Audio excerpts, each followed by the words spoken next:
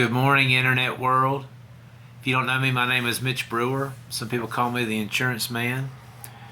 I've been sitting here looking at my phone and trying to come up with something to say. I'm seeing a lot of stuff online.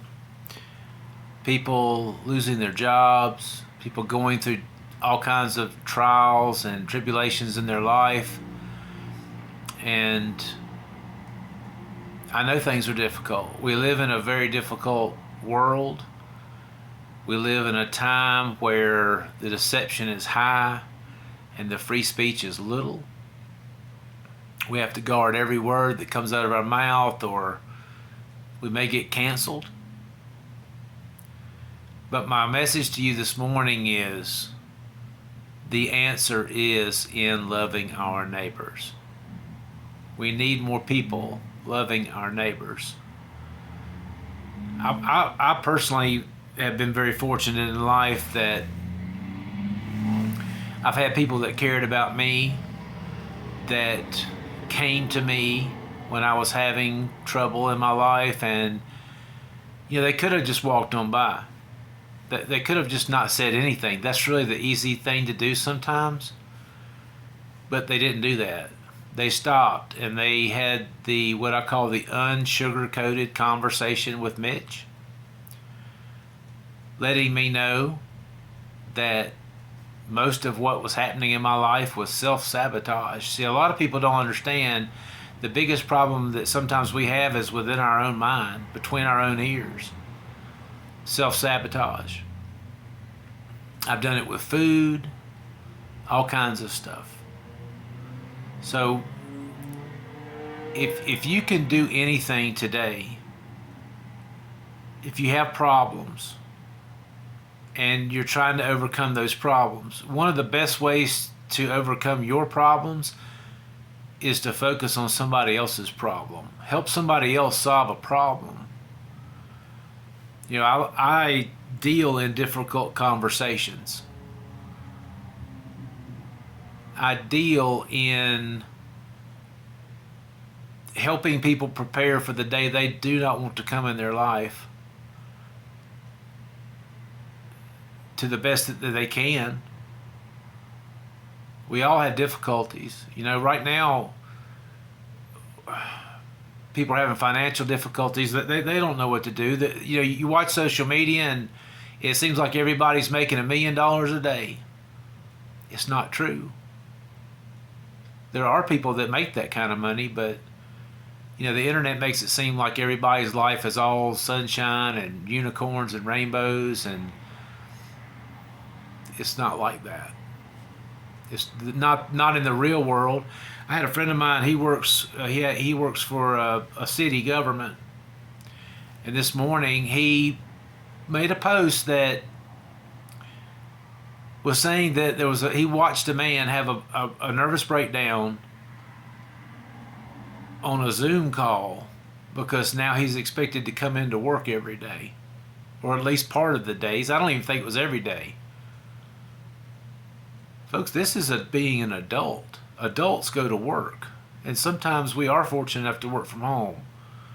I'm very fortunate in that I can work from home. I can work from anywhere there is an internet connection, but there are times when I have to go to people's homes, and I actually enjoy that. Because let's be honest, I've never met a kitchen table I didn't fall in love with. That's part of my own internal struggle. And I love bonding with the people. One of the biggest deceptions is that we think that we're always, like, our situation is different. People are unique, but they're not really that different. All over the world, people have the same hopes and dreams. They want good things for their families. They want to put food on the table. They don't want their family to be sick. They want good health care. That's a universal thing. So we're not that different. We have unique situations maybe, but we're not that different. We're all the same. We all want the same things, and we all need the same things. And the main thing we need is acknowledgement and love from our neighbors.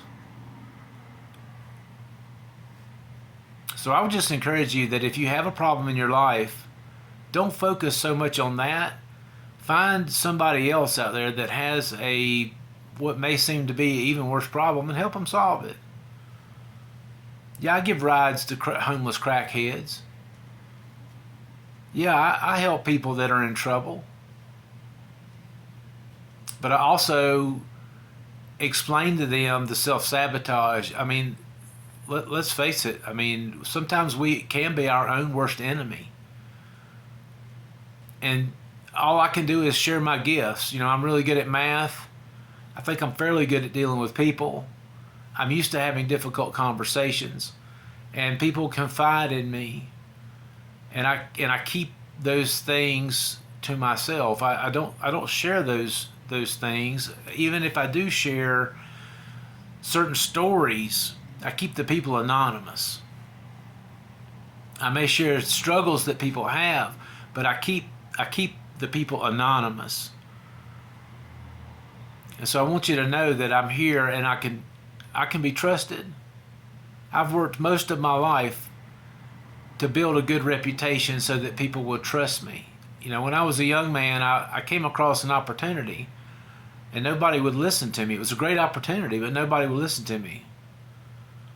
And I realized it was my actions that had messed that up. It was not something somebody else did to me. It was my own actions that put me in that spot. And so I want you just to consider whatever your gift is. It may be real estate. It may be painting. It may be doing construction work. See, I'm no good at, because I can't drive a nail straight. I'm left-handed. You just don't see left-handed carpenters. So what I would do in certain situations is, if it's something that's not my specialty, I find a professional, and I find one that I feel like I can trust, and then I go with it, and I'll let them do their work.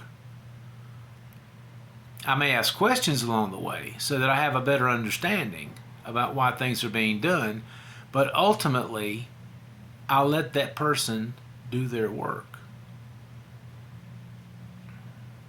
You know, in April of 20, I was diagnosed with heart failure. If it was up to me to solve heart problems, everybody would be in trouble. I'm not a heart doctor. But I do have enough sense to know that my obesity and my lifestyle was playing a major part in that. And so what I had to do is I had to reach out and find somebody that had a good track record of helping people lose weight and get off medicines.